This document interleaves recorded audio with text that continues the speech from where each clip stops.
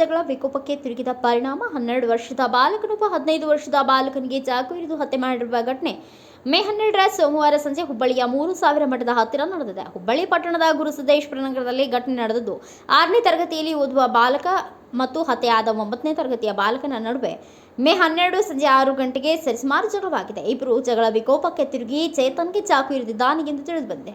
ಈ ಕುರಿತು ಹುಬ್ಬಳ್ಳಿ ಧಾರವಾಡ ಪೊಲೀಸ್ ಆಯುಕ್ತ ಎನ್ ಶಶಿಕುಮಾರ್ ಸುದ್ದಿಗಾರರೊಂದಿಗೆ ಮಾತನಾಡಿ, ಬಾಲಕರಿಬ್ಬರ ನಡುವಿನ ಜಗಳದಲ್ಲಿ ಓರ್ವ ಬಾಲಕ ಮನೆಗೆ ಹೋಗಿ ಚಾಕು ತಂದು ಇನ್ನೊಬ್ಬನಿಗೆ ಇರಿದಿದ್ದಾನೆ. ನಂತರ ಚಾಕು ಇರಿದ ಬಾಲಕನ ತಾಯಿ ಗಂಭೀರವಾಗಿ ಗಾಯಗೊಂಡಿದ್ದ ಬಾಲಕನನ್ನ ಕಿಮ್ಸ್ ಆಸ್ಪತ್ರೆಗೆ ಕರೆತಂದಿದ್ದಾರೆ. ಬಾಲಕನ ಮೃತಪಟ್ಟಿದ್ದಾನೆ ಎಂದು ವೈದ್ಯರು ಹೇಳಿದ್ದಾರೆ ಎಂದು ತಿಳಿಸಿದರು. ನನ್ನ ಜೀವನದಲ್ಲಿ ಇಂತಹ ಘಟನೆ ನೋಡಿಲ್ಲ. 6ನೇ ತರಗತಿ ಬಾಲಕ ಕೊಲೆ ಮಾಡುವಂತಹ ಮನಸ್ಥಿತಿ ಬಂದಿದೆ. ಆತ ನಮ್ಮ ಸೊಂಟದ ತರಕ್ಕೂ ಇಲ್ಲ ಎಂದು ದಿಗ್ಭ್ರಮೆ ವ್ಯಕ್ತಪಡಿಸಿದ ಪೊಲೀಸ್ ಕಮಿಷನರ್, ಪೋಷಕರು ಈ ಬಗ್ಗೆ ಎಚ್ಚರಿಕೆ ವಹಿಸಬೇಕು. ಮೃತ ಬಾಲಕ 8ನೇ ತರಗತಿ ಪಾಸ್ ಆಗಿದ್ದಾನೆ.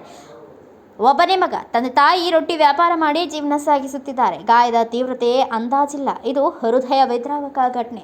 ಕೊಲೆ ಮಾಡಿದ ಬಾಲಕನ ಕುಟುಂಬವು ಬಡತನವಾಗಿದ್ದು, ಕಾರ್ಯವಿಧಾನ ಪ್ರಕಾರ ಕ್ರಮ ಕೈಗೊಳ್ಳಲಾಗುವುದು ಎಂದು ತಿಳಿಸಿದರು.